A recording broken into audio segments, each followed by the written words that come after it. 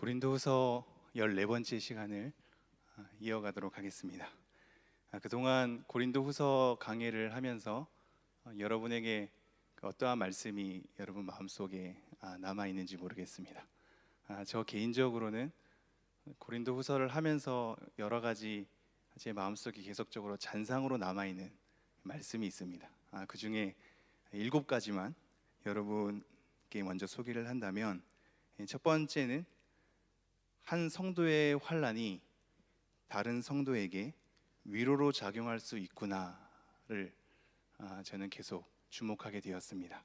그래서 결국 우리 개인의 삶은 개인만으로 끝나는 것이 아니라 더불어 함께하는 지체들에게 선하게 영향력을 제시하는 관계 속에 들어가 있구나, 내 삶은 나만의 것이 아니구나 라는 것을 계속 염두하게 됩니다.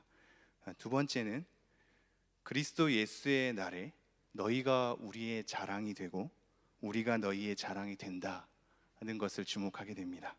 나중에는 너희는 우리의 편지라 라고 얘기를 하게 되죠. 우리의 관계가 지금은 아직까지는 잘 다듬어지지 않는 거침 그리고 모순 속에 있다 할지라도 결국 하나님의 완성하심 속에 우리가 서로에게 자랑이 되는 관계 속에 서 있게 되는구나 에 대한 잔상이 계속 남게 됩니다. 세 번째는 하나님은 미쁘시다는 겁니다. 하나님은 신실하시다는 거죠. 하나님께서 신실하시기 때문에 하나님께서 우리에게 한 약속은 그리스도 안에서 예가 된다라는 것을 주목하게 됩니다. 결국 항상 하나님은 오르신 거지요. 우리의 입술과 마음에서 계속적으로 이 고백이 매일마다 생겨났으면 좋겠습니다. 하나님은 여전히 오르십니다. 하나님은 항상 오르십니다. 하나님, 제가 이해할 수 없는 상황에서도 하나님은 오르십니다. 하나님, 제가 당하기 싫은 현실을 마주한다 할지라도 하나님은 오르십니다. 하나님께서 불의한 것처럼, 불공평한 것처럼, 안 계신 것처럼, 우리에게 일하시지 않는 것처럼 느껴진다 할지라도 그래도 하나님은 오르십니다. 이것이 하나님이 미쁘시다라는 고백 아래 제 마음의 잔상에 남게 됩니다. 네 번째는 보배를 질그릇에 가지게 한 목적은 심히 큰 능력이 하나님께 있고 우리에게 있지 않다는 것. 그래서 결국 우리의 몸에 예수의 생명이 나타나게 하려 한다는 것. 그것이 내가 연약하고 깨지기 쉽고 값싼 나의 인생 속에 하나님께서 보배를 담아내신 목적이구나를 계속해서 상기하게 됩니다.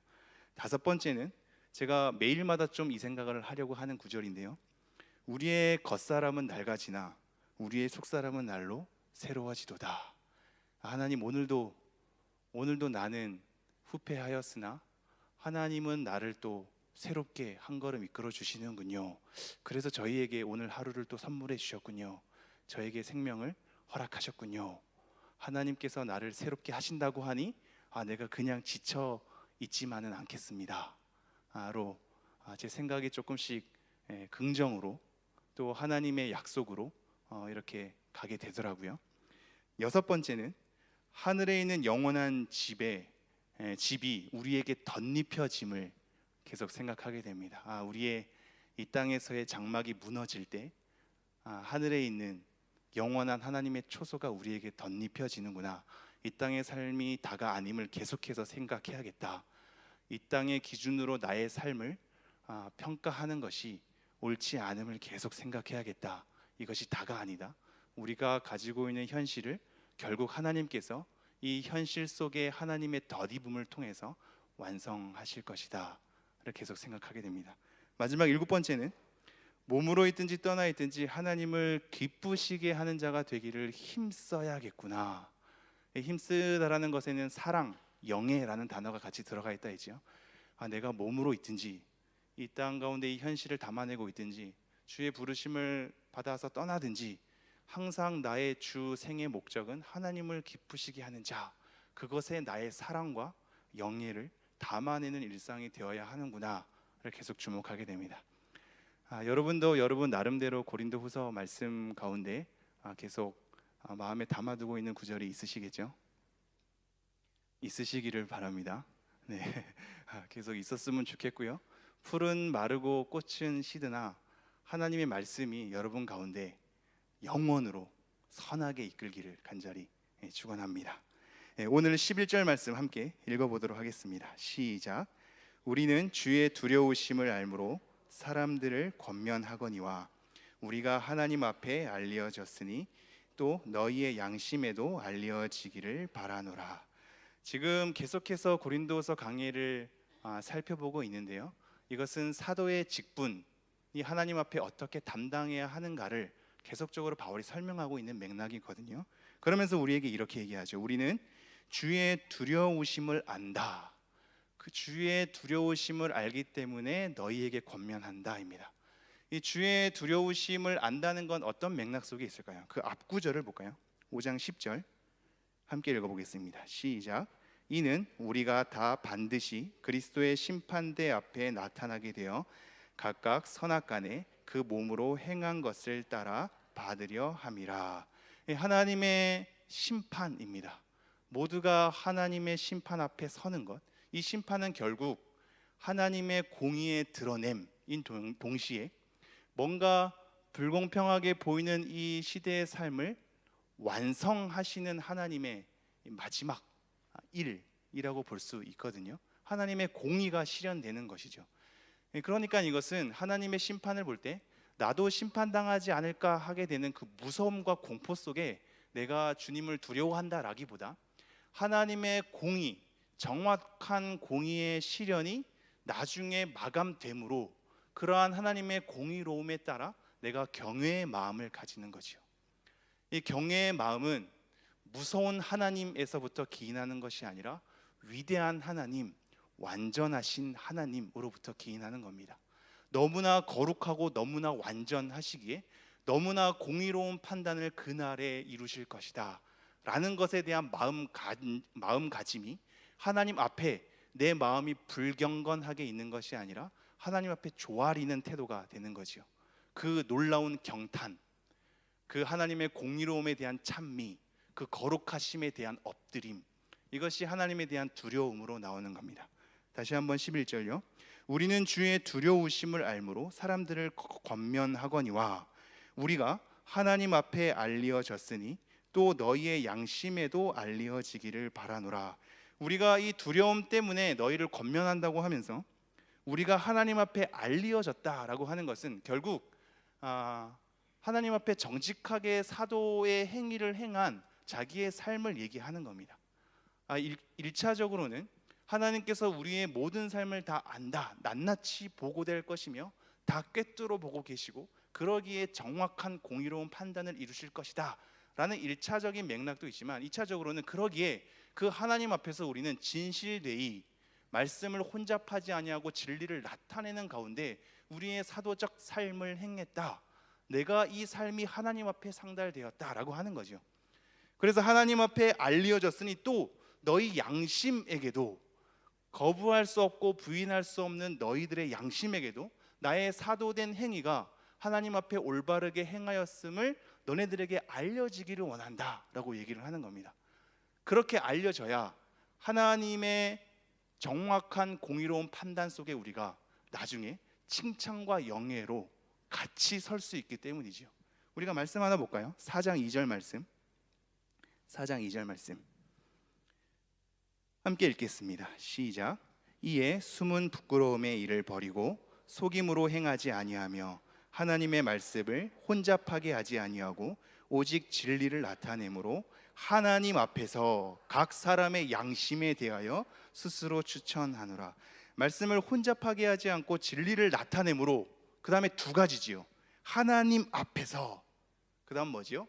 각 사람의 양심에 대하여입니다.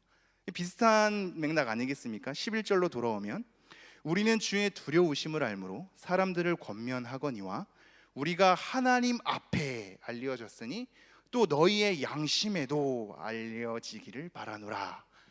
똑같은 맥락이죠. 하나님 앞, 너희들의 양심, 우리의 삶의 지표가 되어야 할 하나의 부분입니다. 이따 말씀 뒤편에 알겠지만 우리는 우리 자신을 위한 삶으로 부르심을 받지 않았거든요. 우리가 제대로 살고 있는가에 대한 지표 중에 두 가지는 하나님 앞에서 살고 있는가, 다른 사람의 유익을 위해서 살고 있는가입니다. 우리의 부르심, 우리의 은사, 우리의 소명, 하나님 제가 어떤 길을 선택해야 합니까? 어떤 삶을 살아야 합니까? 이 길이 맞습니까? 라고 할 때 우리가 특별한 하나님의 음성을 취하지 않아도 성경을 통해서 하나의 지표를 알 수 있는 것은 그것이 하나님을 위한 것인가, 두 번째로 그것이 남에게 유익이 되는 것인가 라는 것으로 헤아릴 수 있을 겁니다. 남에게 유익이 되지 않고 하나님에게도 하나님을 위한 것이 아니라면 그것은 자기 욕망, 자기를 위한 삶으로 이어지는 것이겠지요. 제가 다시 한번 11절요. 우리는 주의 두려우심을 알므로 사람들을 권면하거니와 우리가 하나님 앞에 알리어졌으니 또 너희의 양심에도 알리어지기를 바라노라. 이렇게 바울이 계속적으로 너희들에게 알려지는 사도적 삶을 바라는 것은 그 고린도 교회 가운데 바울을 대적하고 방해하는 거짓 교사들과 그런 것에 대한 가르침이 있기 때문이죠.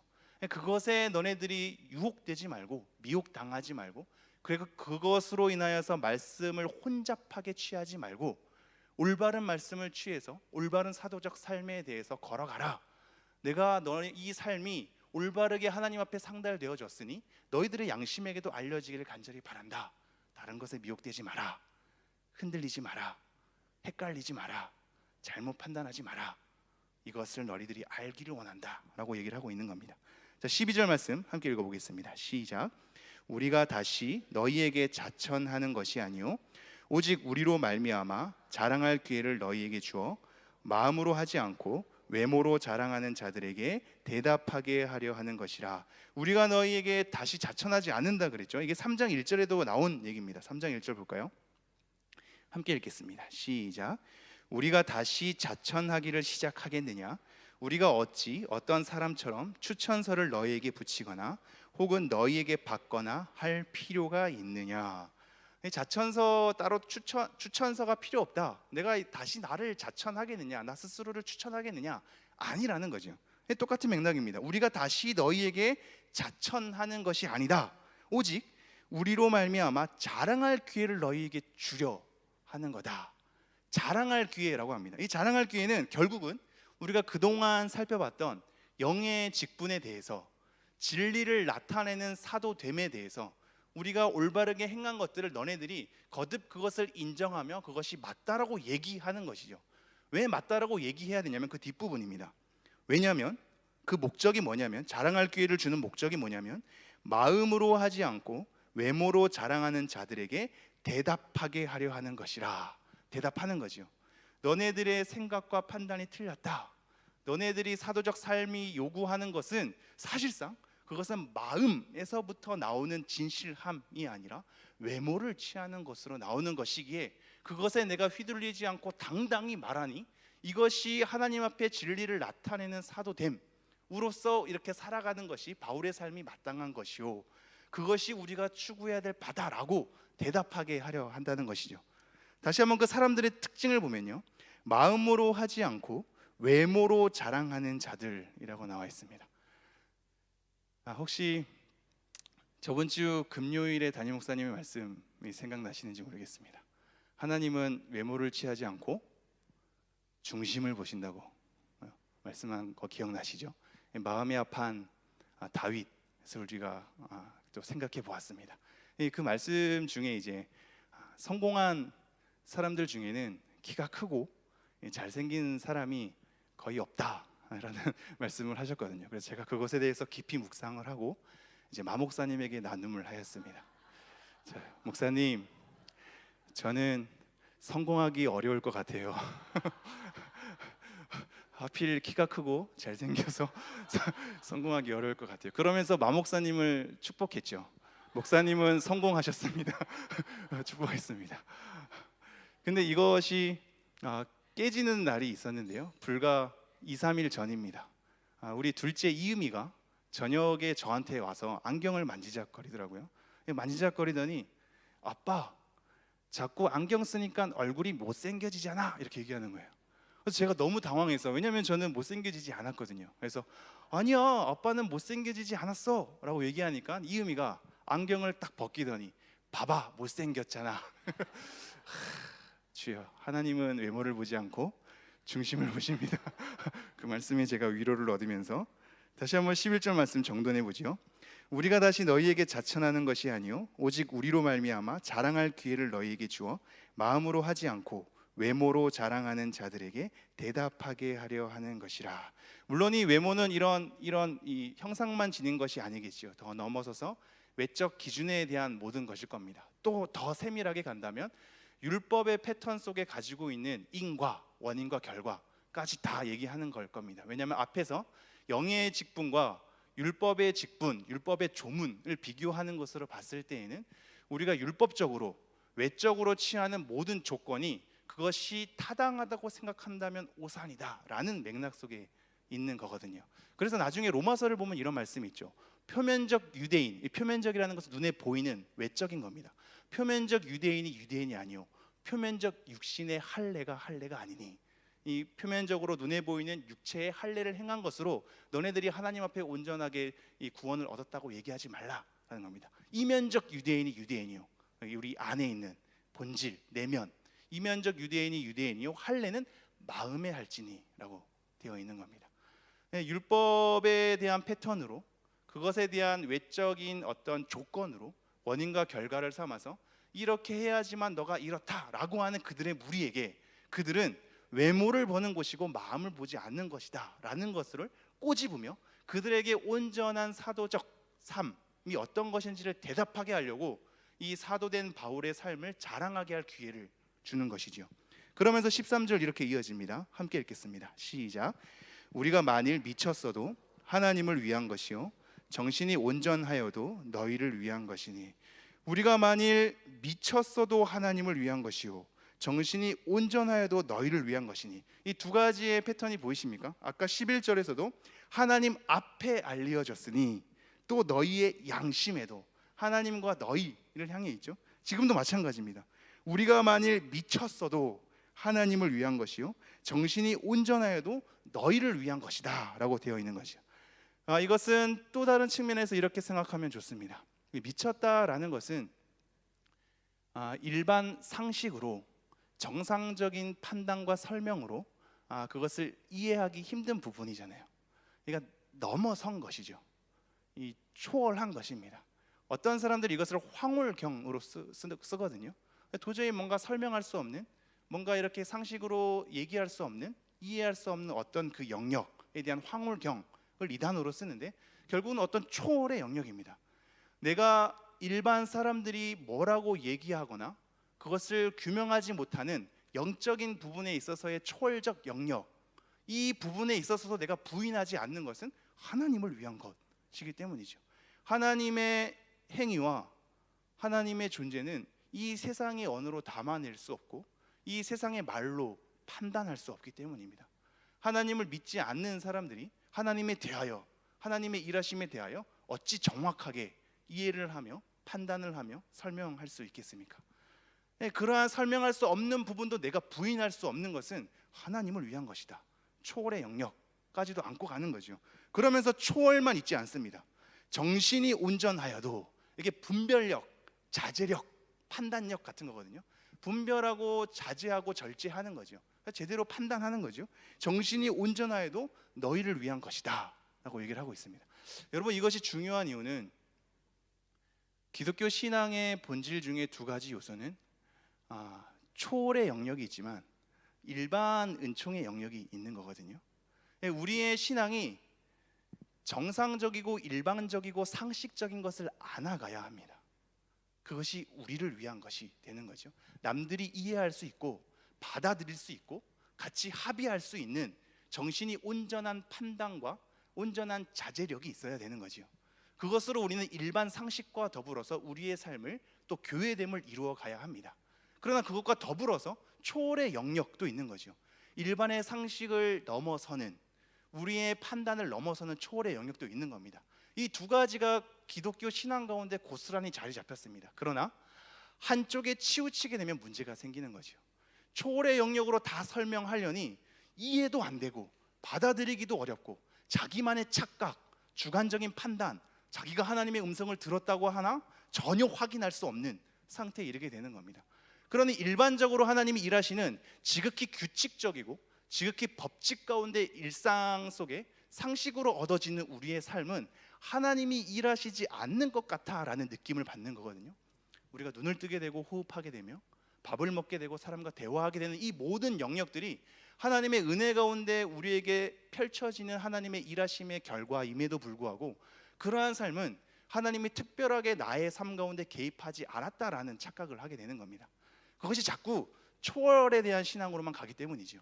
뭔가 하나님이 나타나야 하고 계시해 줘야 하고 모습을 드러내야 하고 음성을 들려줘야만 이것이 곧 신앙적인 것이다 라는 착각 속에 있기 때문입니다.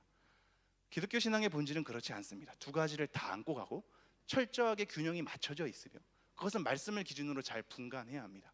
우리가 미쳤어도, 즉 어떠한 상식과 일반의 법칙을 넘어서는 하나님의 영역이 있다 할지라도 그것은 초월적인 하나님 앞에 당연한 하나님의 결과일 수 있으므로 누군가가 우리를 미쳤다고 판단한들, 이해할 수 없다고 손가락질한들 우리는 하나님을 위해서 하나님을 알기에 그것을 고백하고 받아들일 수 있지요. 하지만 초월의 영역으로만 우리가 도취되는 것이 아니라 일반의 영역 가운데서도 우리는 얼마든지 하나님을 설명할 수 있는 설명력이 있는 겁니다. 우리의 상식과 우리의 일반적 판단과 우리의 설명력을 가지고 하나님을 증명할 수 있는 우리의 변증이 있는 거죠. 이 두 가지가 다 있습니다. 미쳤다고 해도 하나님을 위한 것이고 정신이 온전하여도 너희를 위한 것이다 라는 두 가지의 균형을 좀 기억해 두시죠. 그러면서 그 이유가 14절에 나와 있습니다. 함께 읽겠습니다. 시작. 그리스도의 사랑이 우리를 강권하시는도다.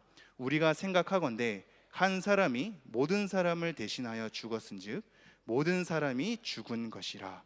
자, 우리가 만일 미쳤어도 하나님을 위한 것이고 정신이 온전하여도 너희를 위한 것이다. 왜냐하면 이라는 접속사가 있거든요. 왜냐하면 그리스도의 사랑이 우리를 강권하시기 때문이다 입니다. 우리가 미쳤다고 한들 하나님을 포기할 수 없고 정신이 온전하다 한들 너희를 위한 삶으로서 내가 펼쳐지는 것은 그 이유는 그리스도의 사랑이 우리를, 나를 강권하기 때문이다 라고 얘기를 하고 있습니다. 그리스도의 사랑이 나를 강권한다. 강권이라는 단어 자체는 강하게 권면하는 거거든요. 근데 이것을 원어로 좀 더 깊숙하게 보면 이게 누르다, 막 사방으로 압제하다, 그래서 이렇게 재빠르게 붙들리다라는 겁니다. 그리스도의 사랑이 우리를 재빠르게 붙들고 그리스도의 사랑이 우리를 이렇게 짓누르고 우리를 가둬두고 사방으로 에워싸는 겁니다. 이 말씀이 나중에 사도행전 18장 5절에 이렇게 나와 있어요. 한번 말씀 볼까요? 자막에 보면 함께 읽겠습니다. 시작. 실라와 디모데가 마게도냐로부터 내려오매 바울이 하나님의 말씀에 붙잡혀 유대인들에게 예수는 그리스도라 밝히 증언하니. 하나님의 말씀에 붙잡혀라는 단어가 이 단어랑 동일합니다. 말씀에 붙잡혀서 막 증언하는 거죠. 하나님의 말씀이 나를 끌고 매는 거죠. 재빠르게 나를 붙잡고 에워싸는 거죠. 지금 그리스도의 사랑이 그렇다고 얘기합니다. 그리스도의 사랑이 나를 재빠르게 붙잡아서 그리스도의 사랑이 나를 에워싸서 그리스도의 사랑이 사방으로 나를 압제하고 가둬놔서 그것 때문에 내가 미쳤어도 하나님을 위한 것이고 정신이 온전하여도 너희를 위한 삶으로 내가 살아가고 있다라는 거죠. 너무 갈망이 되는 삶 아닙니까? 그리스도의 사랑이 여러분을 강권했으면 좋겠습니다. 여러분을 에워쌌으면 좋겠고 여러분을 강하게 붙들었으면 좋겠고 사방으로 에워싸서 짓눌렀으면 좋겠습니다. 그리스도의 사랑이 우리를 그렇게 지배했으면 좋겠습니다. 우리는 이 말씀 때문에 이렇게 하나님께 호소할 수 있죠. 하나님, 그렇습니다. 하나님의 사랑이 나를 강권하게 해주십시오. 그렇게 기도하고 기도한들 하나님의 사랑에 여러분이 에워쌀 때가 있으십니까? 금방 돌아서게 되는 경우가 많지 않나요? 이 말씀은 온전히 하나님께 책임만 있다라는 말씀이 아닙니다. 그리스도의 사랑이 나를 강권하기 때문에 뭔가 강제적으로 강요적으로 내가 그러기 싫은데 그리스도의 사랑이 싫은데 그것을 원치 않는데 억지로 붙들어 맨다는 의미는 아닙니다. 물론 이 단어 자체는 원래 강요의 의미가 있습니다만 하나님의 강요가 우리에게 강요로 얻어지게 될 때는 지극히 관계적입니다. 즉 우리가 그리스도의 사랑에 대해서 붙들림 바 되고 싶은 우리의 소망이 있어야 그리스도의 사랑이 나를 강권하게 되는 겁니다. 내가 하나님을 찾게 되고 하나님을 소망하게 되고 그 사랑에 붙들려지게 되고 내가 하나님의 사랑에 에워싸게 되고 그렇게 끌려다녀서 하나님의 사랑 가운데 그렇게 내가 있고 싶다라는 나의 갈망이 크면 클수록 그리스도의 사랑이 그를 강권할 것입니다. 우리가 그것에 대해서 관심도 없고 추구하는 바도 없고 내가 그것에 대해서 그렇게 살아가고 싶은 욕구도 없는데 하나님의 사랑이 날 강권하여 주십시오라는 이 고백 하나로 갑자기 그런 삶이 펼쳐지는 것이 아닌 것이죠. 그렇다면 우린 돌아봐야겠죠. 정말로 나는 그리스도의 사랑이 나를 강권하길 원하는가? 그 마음에 따라 그리스도의 사랑이 나를 강권하는 삶이 여러분에게 다양하게 펼쳐질 겁니다. 제가 다시 한번 보죠. 그리스도의 사랑이 우리를 강권하시는도다. 우리가 생각하건대 한 사람이 모든 사람을 대신하여 죽었은즉 모든 사람이 죽은 것이라. 그리스도의 사랑이 우리를 강권하는데 그러한 강권하는 그리스도의 사랑을 지금 어디서 확인하냐면 대속에서 확인하는 겁니다. 그리스도의 대속에서 그리스도의 사랑이 나를 강권하게 됨을 지금 바울은 주목하고 있습니다. 다시 한번요. 우리가 생각하건대 한 사람이 모든 사람을 대신하여 죽었은즉 모든 사람이 죽은 것이라. 우리를 위해 대신해서 죽으신 그리스도의 사랑, 그것에 내가 주목하여 그 심정에 내가 다시 한번 주목하여 그러한 하나님의 호소에 다시 한번 주목하여 하나님이 나를 얼마나 사랑하는지에 대한 감격 속에 있고 그것에 대한 갈망 속에 있는 것이죠. 100명의 사람이 이 예화는 이 말씀을 충분히 담아낼 수 없습니다만 우리가 이 구절을 익히 너무 잘 알고 있기 때문에 하나님이 그리스도를 보내셔서 나를 위해 대신해서 돌아가셨어, 이 문구가 너무 익숙하게 되다 보니 금방 지나가게 되는 경우가 많은데요. 그러니까 100명의 사람들이 잘못을 저질러서 이제 사형에 처해진다고 생각하십시오. 그래서 화살을 당기는 겁니다. 이제 자기는 자기의 죄 때문에 자기의 잘못 때문에 죽음이라는 형벌을 마주하게 되는 것에 대한 심정 속에 있는 겁니다. 눈을 감고 죽음을 맞이하는 심정 속에 이제 나는 끝이다 라는 것으로 그 죽음을 직면하는 상황인 거죠. 그렇게 화살은 당겨지고 그 100명의 사람에게 화살이 날아가는 겁니다. 그런데 갑자기 누가 싹 앞길을 가로막는 거죠. 그리고 그 100개의 화살을 자기 몸속으로 다 받아내는 겁니다. 그럼 우리는 그러한 영화의 장면이 있다고 할 때 이렇게 얘기하죠. 살아있는 자는 나는 그때 사실 죽었던 인생이야 이렇게 얘기하지 않습니까? 나는 그때 죽었던 사람이야. 이제 지금의 삶은 나는 플러스 보너스 인생이야. 그때 난 죽었어. 지금은 새로운 인생으로 살아가는 거야. 그렇게 얘기하지 않습니까? 마찬가지죠. 우리가 생각하건대 한 사람이 모든 사람을 대신하여 죽었은즉 모든 사람이 죽은 것이다. 모두가 죽는 죽음을 예수 그리스도가 짊어지고 대신 형벌을 받은 거죠. 화살을 받아낸 겁니다. 거기에 그리스도의 사랑을 발견하여 내가 그것에 붙들린 바 되기를 소망하는 거지요. 그러면서 15절 이렇게 얘기합니다. 그가 모든 사람을 대신하여 죽으심은 살아있는 자들로 하여금 다시는 그들 자신을 위하여 살지 않고 오직 그들을 대신하여 죽었다가 다시 살아나신 이를 위하여 살게 하려 함이라. 예수님의 대속의 목적입니다. 하나님 왜 그리스도를 보내셔서 나를 대신하여 죽이셨나요? 예수님은 왜 내 대신에 십자가에 못 박혀서 형벌을 담당하셨나요? 그 목적을 얘기하고 있거든요. 목적이 뭐라고 얘기하냐면 너네들 자신을 위해서 살지 않고 오직 그들을 대신하여 죽었다가 다시 살아나신 이를 위하여, 즉 그리스도를 위하여 살게 하려 합니다. 이게 목적인 겁니다. 예수님이 왜 나를 위하여 죽으셨나요? 너 자신을 위해서 살지 않고 이제는 너는 그때 너의 인생은 죽었어. 그때 화살 맞아서 죽었어. 그런데 그 화살을 내가 받아낸 것은 이제 너는 너의 삶을 위해서 살아가는 삶이 아니라 그리스도를 위해서 살아가는 삶으로 생명을 부여받은 거야 라고 얘기를 하고 있습니다. 이 말씀이 여러분 왜 중요하겠습니까? 그렇게 살게 하려 하심이다 라는 것은 우리에게 하나님을 위해서 적극적으로 살라는 것에 대한 호소가 담겨 있지요. 이게 왜 중요하냐면 많은 그리스도인이 자기가 받은 구원에 대해서 도취되어 있기 때문입니다. 나는 믿음이 있고 그 믿음 때문에 난 구원 받았어. 그러니까 나에게 뭐라고 하지 마. 어떠한 행위를 내가 안 했다 한들 내 구원이 취소되는 게 아니잖아. 나는 믿거든. 너가 자꾸 뭐라 그러는 것 때문에 나 스트레스 받고 싶지 않아. 나는 그렇게 정죄를 당할 필요가 없어. 예수님이 나를 구원했잖아. 이런 식으로 갑니다. 자기의 책임과 자기의 부담과 짊어지고 가야 할 삶을 이렇게 얌전히 내려놓죠.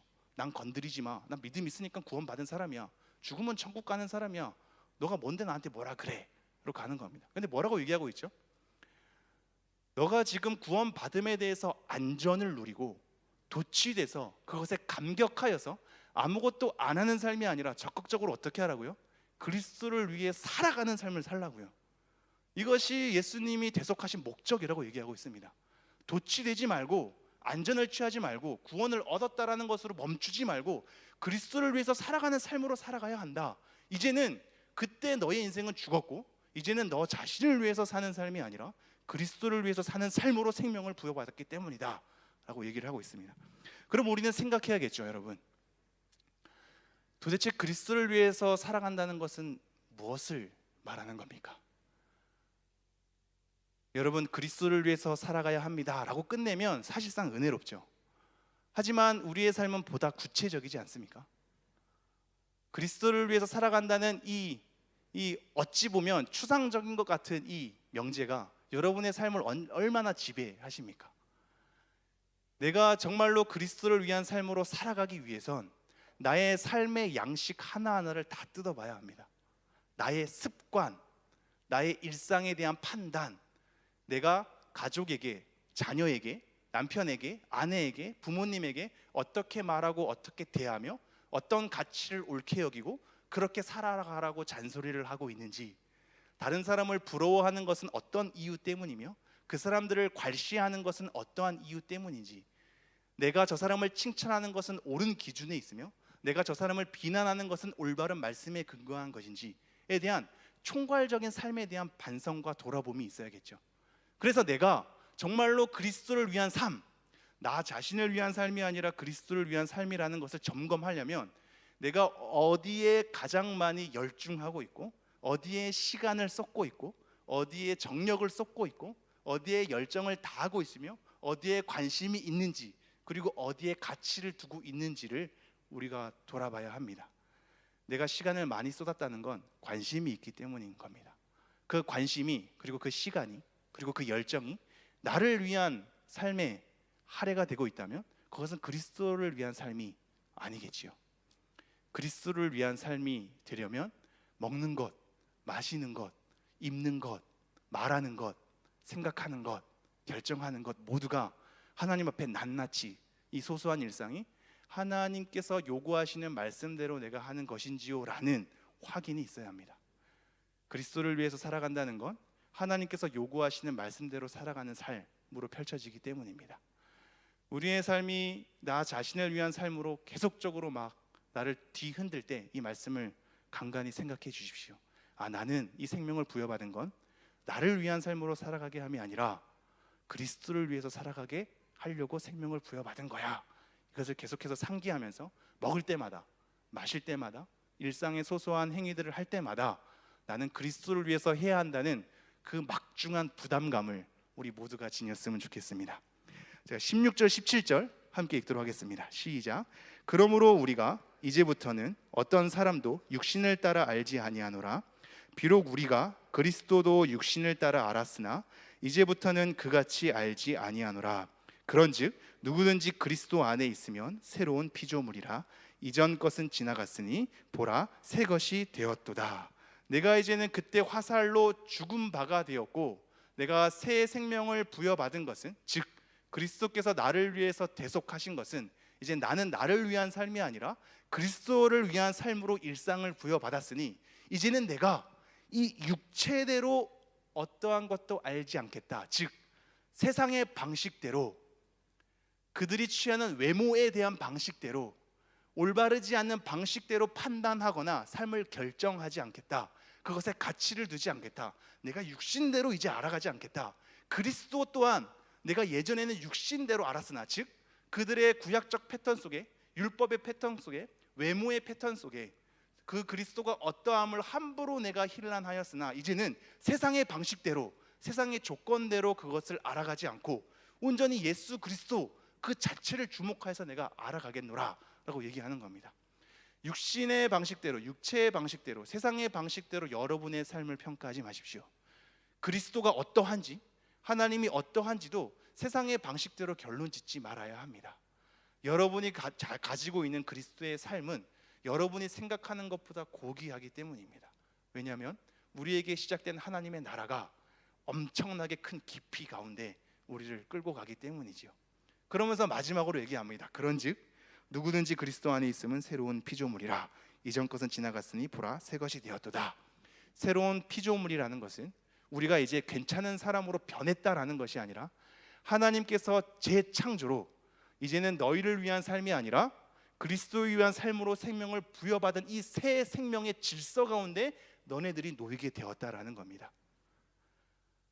하나님께서 책임지시고 완성해 가는 재창조의 새로운 질서 가운데 너네들의 인생이 놓이게 되었으니 이제 이 질서대로 살아가라입니다. 내가 새로운 창조물이 되었다는 것에 대해서 나는 새로운 창조물이 되었으니 이제 어떤 것도 안 해도 돼요, 괜찮아, 이제 안전하게 내가 버스에 안전띠를 메고 잘 탔어가 아니라 새로운 피조물이기 때문에 새로운 질서 가운데 놓였으므로 새로운 피조물답게 살아가야 할 마땅한 그리스도에 대한 사랑이 나를 강권함으로 지금 가게 됨을 얘기하고 있는 겁니다. 구원에 대한 안전이, 구원에 대한 확신이 우리에 대한 책임을 벗어나게 하지 않습니다. 내가 구원받았기 때문에 지금 교제하고 있는 하나님의 요구에 부응하는 삶을 살도록 그렇게 다시 한번 나를 채찍질하도록 되어 있는 겁니다. 우리는 오늘 두 가지를 생각하지요. 주님에 대한 두려우심, 그리고 그리스도에 대한 사랑. 이 나를 붙들어 매어서 이제는 내가 나를 위한 삶이 아니요 그리스도를 위한 삶으로 살아가는 일상이 되어야겠구나. 이 말씀을 가슴속에 새기고 매일의 삶 가운데 나를 위한 삶보다도 그리스도를 위한 삶으로 한 걸음씩 여러분이 전진해 나아갔으면 좋겠습니다. 기도하겠습니다.